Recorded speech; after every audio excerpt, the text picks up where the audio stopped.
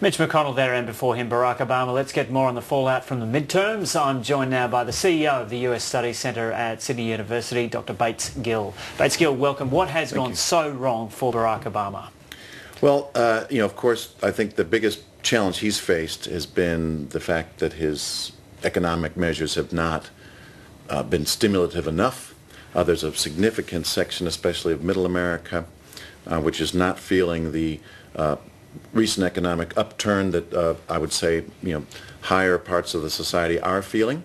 And that's getting, I think, resonates through the electorate in a way that we see now the negative outcome for the Democrats. But we always hear the economy is the most important thing when it comes to politics, and the economy is definitely turning around in the US. Things are looking up. So why isn't that cutting through for him? Well, I think the increase in the economy, the improvement in the economy is affecting a relatively narrow segment of somewhat, better off individuals, probably mostly on the coasts of the country. I just think there's still a sense of economic malaise, unfortunately, that isn't settling through. And let's not forget, this president, there's a significant cross-section of the society, particularly on the right, that's never been happy with this president. And given the the whole business of the voter turnout was going to favor the Republicans by and large to begin with, we see this kind of result for the Senate midterms. So is this the result that you kind of expected, or the Republicans did a bit better than you thought they would? Well, these sorts of predictions have been with us now for almost 8 months. Yep. I don't think we should be all that surprised.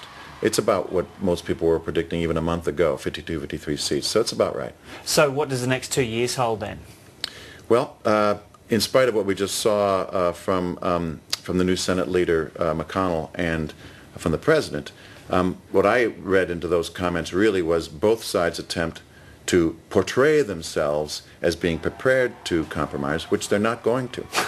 We only have 2 more years left in the Obama presidency. He's going to cling very hard to things like Affordable Care Act, to keep wanting to push forward on immigration reform, and set the stage for a victory for a Democratic president in 2016.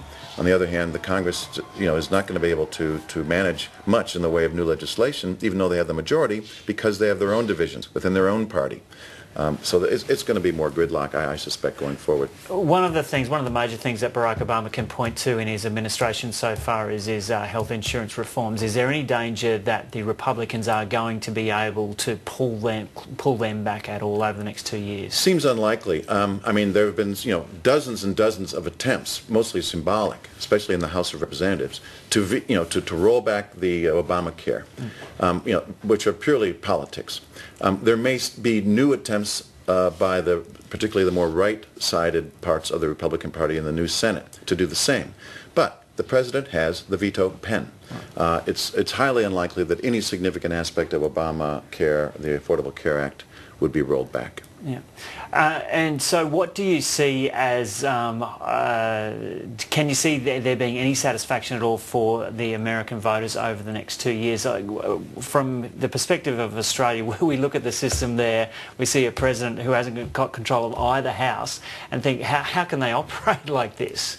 Right. Well, I think the American voter, maybe it's like having a large candy bar for some of them. There's going to be this wonderful little high in the near term, followed by, I think, a real low, because what this has become, I think, is a recipe for deeper gridlock, especially in the last 2 years of a presidency. If this had happened perhaps in the previous midterm, maybe we'd have a different opportunity because there would have been a longer period ahead for some change and compromise.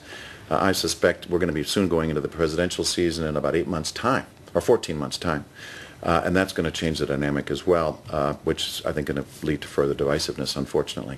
So it seems to be the case that over the next 2 years we can't expect Barack Obama to put many more runs on the board in terms of his presidency. It started out with so much hope and optimism. What do you think of the way that he has approached the presidency over the last 6 years, and what he could have done better?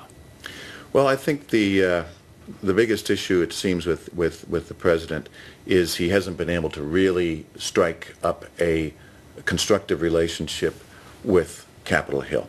Now, there's plenty of blame to be laid at the feet of the Republicans in Capitol Hill for that. But my sense is that perhaps he has not struck the right kind of relationship up there, even with his own party. interestingly, in a way that is really, other than the first 2 years when he was able to get the Affordable Care Act and some other things through, it's just been a real uphill struggle for him there. I suppose going forward, though, there's still good opportunity for him to make some runs on the international agenda. One can hope where the president has a great deal more leeway to take action. So even for Democrats looking over the last 6 years or so, has Barack Obama turned out to be a bit of a disappointment as the leader of the nation? I think for some over-expected, I suppose, what he could achieve. I would say particularly the left side of the party have a great deal more hope that he would have been a more assertive leader on some of the key agenda items for the left. By and large, though, I think, in my own personal view, it's way too early to know what his long-term legacy is going to be. Yeah. I think he's done a remarkable job on a lot of other aspects, and that his unpopularity, I think, is more deeply rooted in a lot of other issues that have little to do with his actual agenda.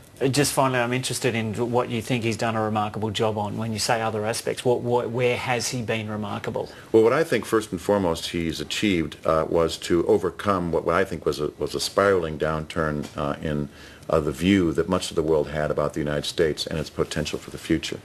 I don't think that that's been dissipated.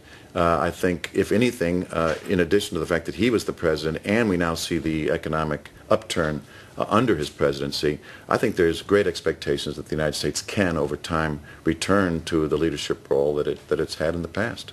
Okay, Bates Gill, I like your optimism. Thanks very much for coming in and having a chat to us. Thank you.